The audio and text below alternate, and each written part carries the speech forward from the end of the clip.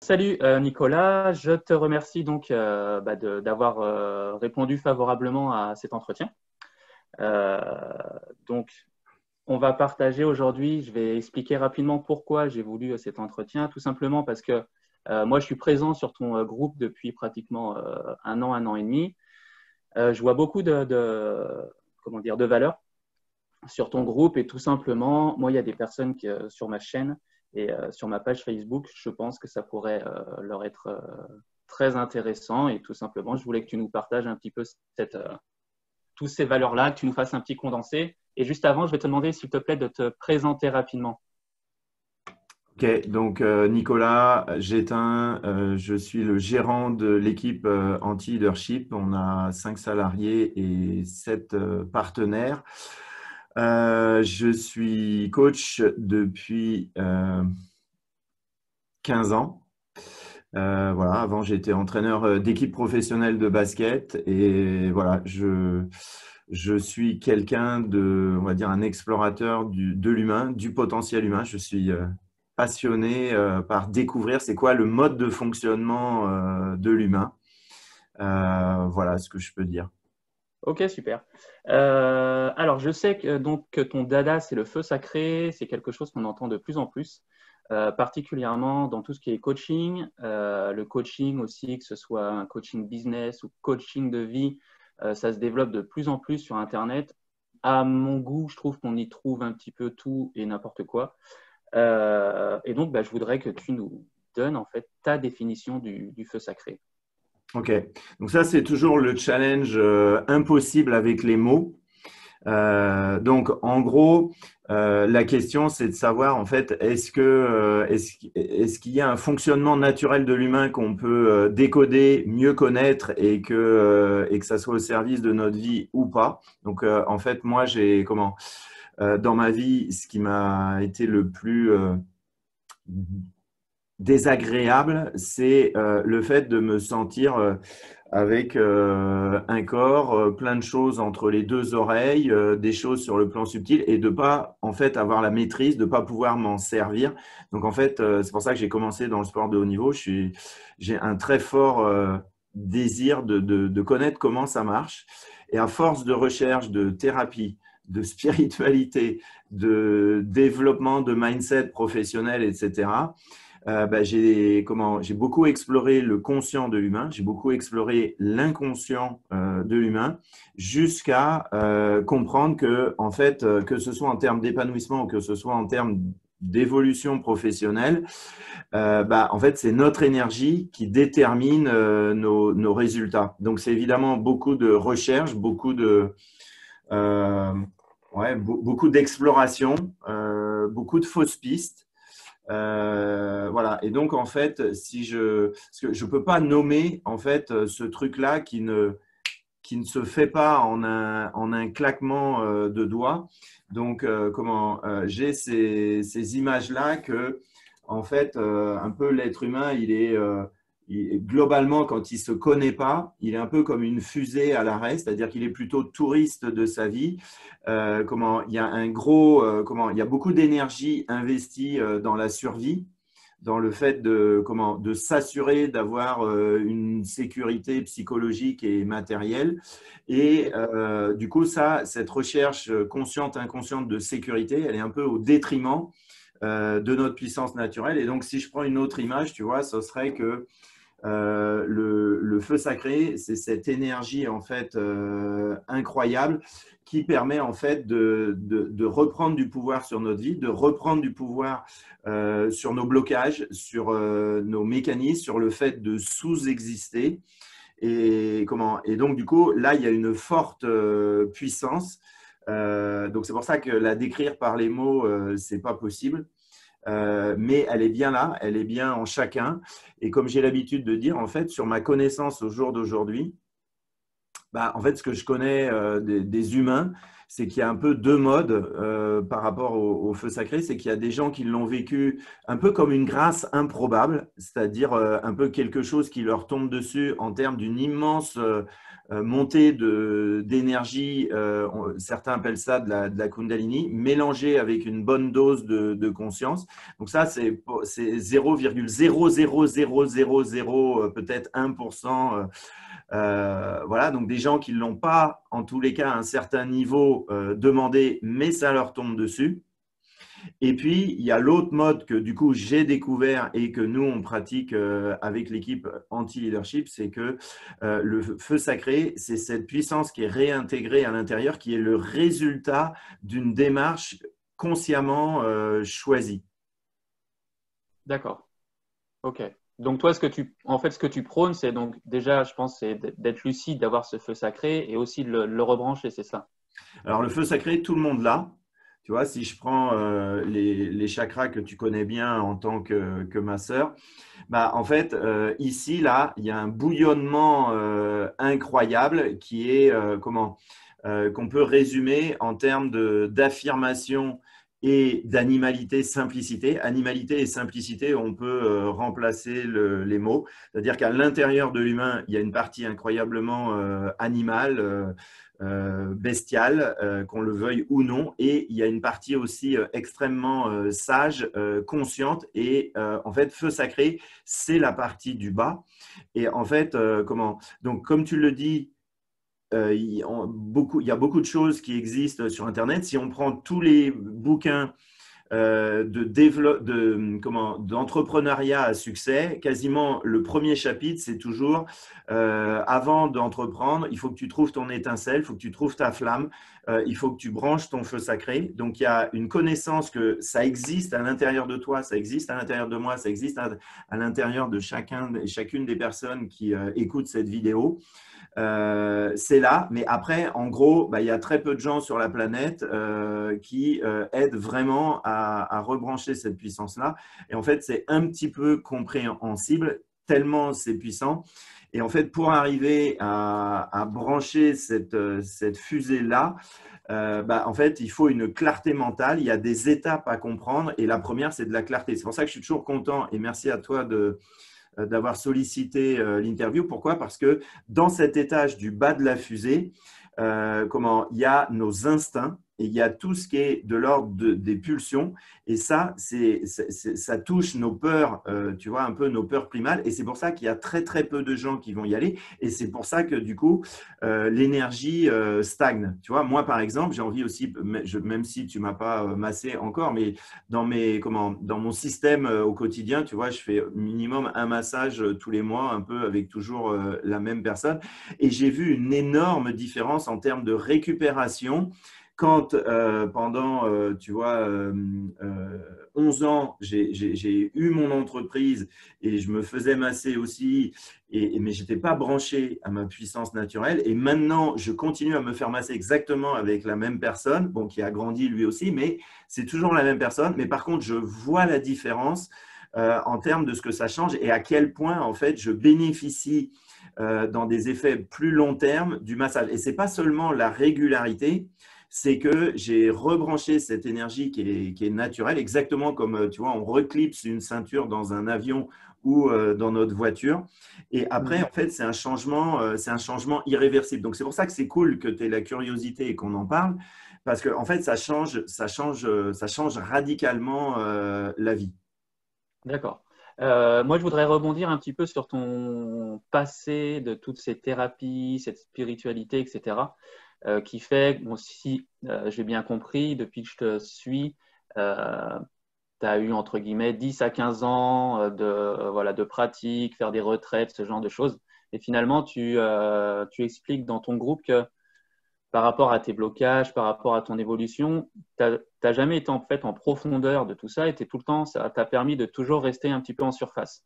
Moi, qui n'ai pas spécialiste du feu sacré, mais je voudrais en fait que tu nous expliques concrètement quelle a été en fait cette différence, le fait de rebrancher son feu sacré, en quoi en fait tu vas aller en profondeur en prenant peut-être ton exemple ou l'exemple de personnes que tu connais comparé au nombre de personnes qui peuvent suivre ma chaîne, justement, qui font de la sophro, qui font de la PNL, qui font du tantra, etc., etc.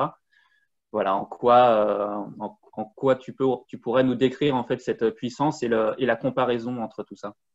Donc, effectivement, parce que je suis aussi certifié sophrologue, aussi maître Prat, PNL. Je ne me suis pas formé au tantra, mais j'ai fait des stages de tantra. Donc, en fait, c'est ça, c'est que à ce niveau-là, là, en bas, les thérapeutes, tout ça sont pas formés. Ils sont formés à ce que beaucoup on comprenne un peu ce qui se passe, mais en fait, comprendre c'est ça la grosse différence, c'est comprendre ne permet pas de rencontrer l'intensité. Et du coup, ne permet pas de débugger ce qui est en profondeur. Donc, j'ai fait de l'expression émotionnelle, j'ai lâché prise, j'ai fait tellement de choses pendant 10 ans, j'ai dépensé 80 000 euros, etc. Et effectivement, ta question, elle est hyper pertinente.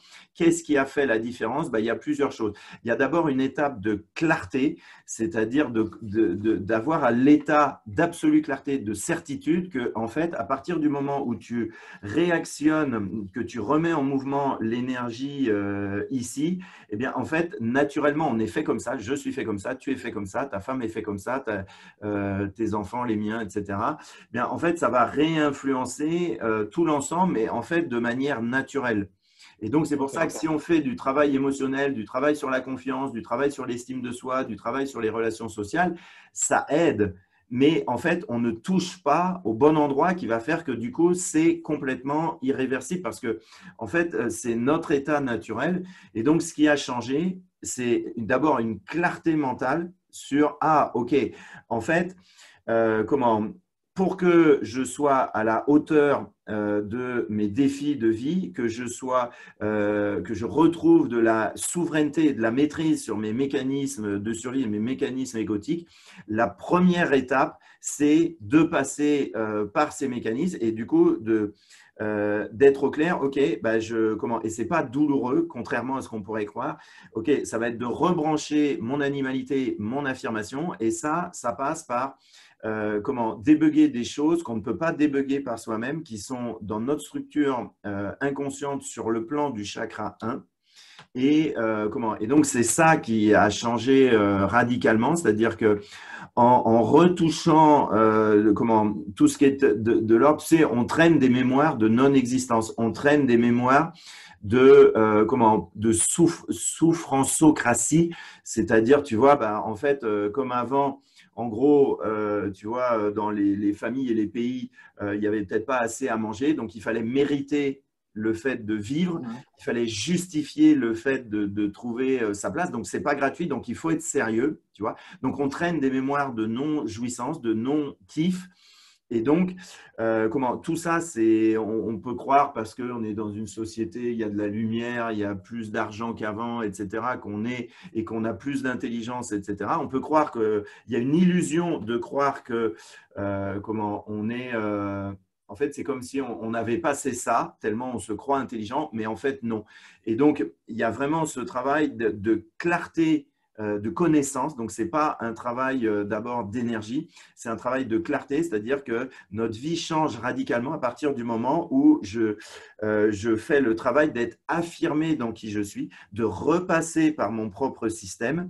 Et donc, mais pas, quand il y avait de la thérapie, quand je faisais de la thérapie ou de la spiritualité, on était beaucoup autour de l'amour inconditionnel et de quelque part une fuite dans l'abstrait, parce qu'on est justement, on est très obsédé par le monde de l'abstraction, des concepts, de la spiritualité. Et du coup, ça a été cette clarté-là que, mais en fait, ma vie va être vraiment kiffante, je vais kiffer d'être Nicolas. Et donc, ça va me permettre d'aimer qui je suis beaucoup plus facilement à partir du fait de repasser par mon propre système. Et repasser par mon propre système, c'est d'avoir cette clarté dont je parle de, il va y avoir un travail à faire sur ce qui est de l'ordre de la pulsion, ce qui est de l'ordre des mécanismes des mécanismes bloqués à l'intérieur en lien avec des peurs vraiment sous-jacentes et primales. Voilà. Ok. En tout cas, je fais une petite aparté pour souligner que à chaque fois que tu prends la parole et que tu parles du feu sacré, j'ai l'impression que tu pourras en parler pendant des heures. Ouais. Tu es toujours animé par cette passion et c'est voilà, c'est appréciable. Donc moi, je voudrais aussi avancer un petit peu sur le feu sacré. Beaucoup de personnes, je sais, sur ton groupe se demandent la question qui est d'ailleurs légitime du comment rebrancher son feu sacré. Et en fait, moi, je vais essayer d'aller un petit peu plus loin. Je vais te demander pourquoi. Pourquoi leur brancher la promesse en fait de si on rebranche son feu sacré. Et dans ta réponse, j'aimerais que tu mettes en fait en perspective donc deux situations. La première situation où tu as un certain Nicolas qui a rebranché son feu sacré, qui a des objectifs de vie, des objectifs personnels, des objectifs professionnels. Et la deuxième situation où tu as en fait un certain Michael qui, lui, malheureusement, n'a pas encore rebranché son feu sacré, mais qui a aussi des objectifs personnels et professionnels, que tu nous expliques en fait tout simplement quelle est la différence entre Nicolas et entre Michael. En fait, le chemin, en fait, le but, on va atteindre nos buts.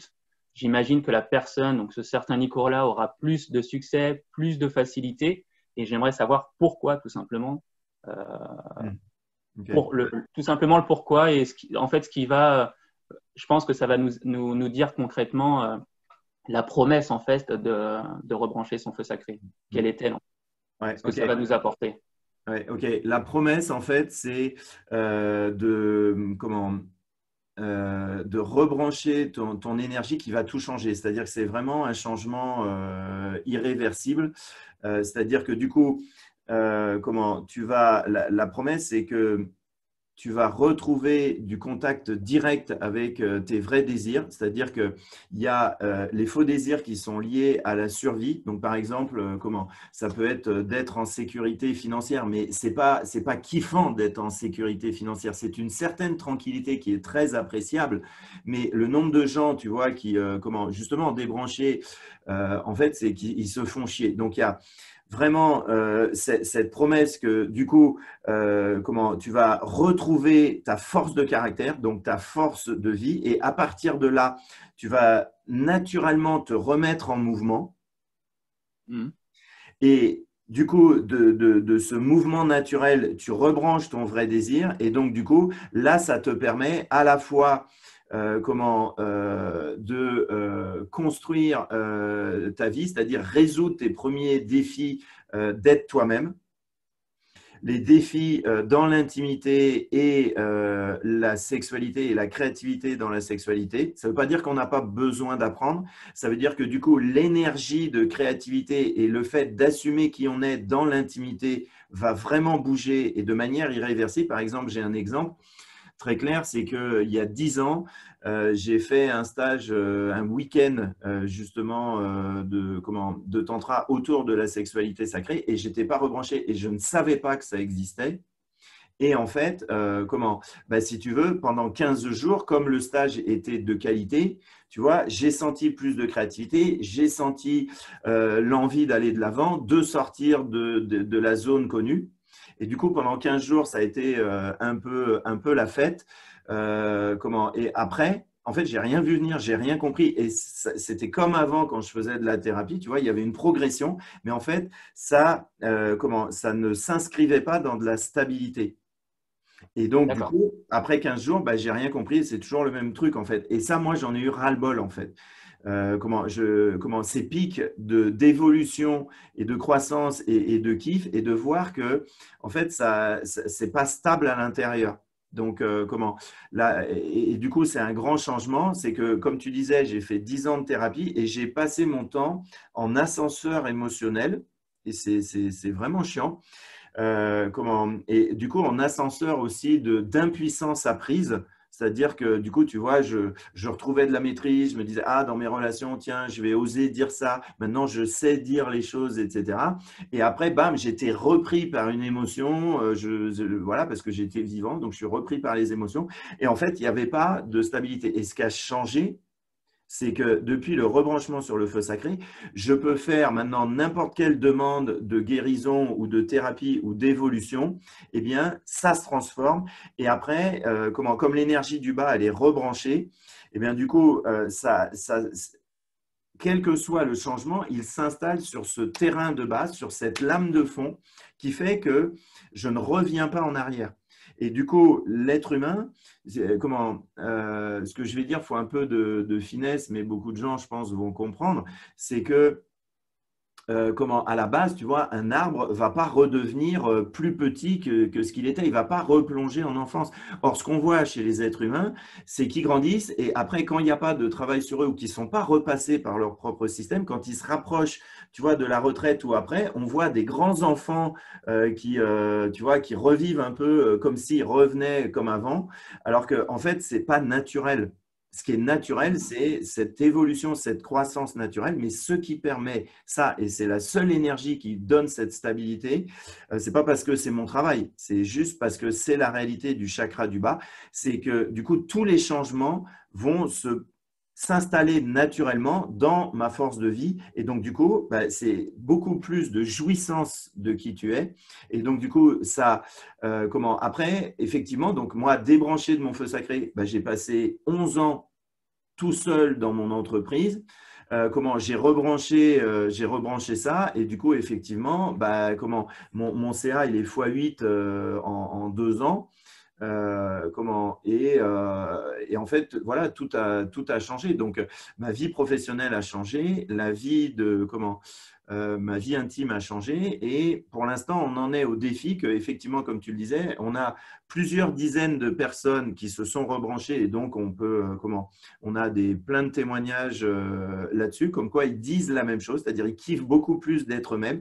Ils sont beaucoup plus sur une vie professionnelle sur mesure, c'est-à-dire qui honorent leur sensibilité. Et ce n'est pas une vie professionnelle. Ah, tiens, il y a un bon job rémunérateur. Ou alors, tiens, ah, en tant qu'entrepreneur, il y a un marché là-bas à l'extérieur, donc je vais aller là-bas. Et en fait, je me sens vide à l'intérieur. Donc, ça fait peut-être beaucoup de promesses, je ne sais pas. Mais en tous les cas, mais en fait, ça va être revenir à notre évolution naturelle qui fait que du coup, tu es maître de ta vie et que du coup, tu es beaucoup plus en possibilité de choisir. Ce qui peut paraître complètement banal, mais sauf que c'est une vraie réalité. Hmm. Donc, Donc, pour ça veut dire résumer, plus de kiff, plus d'argent, plus d'alignement.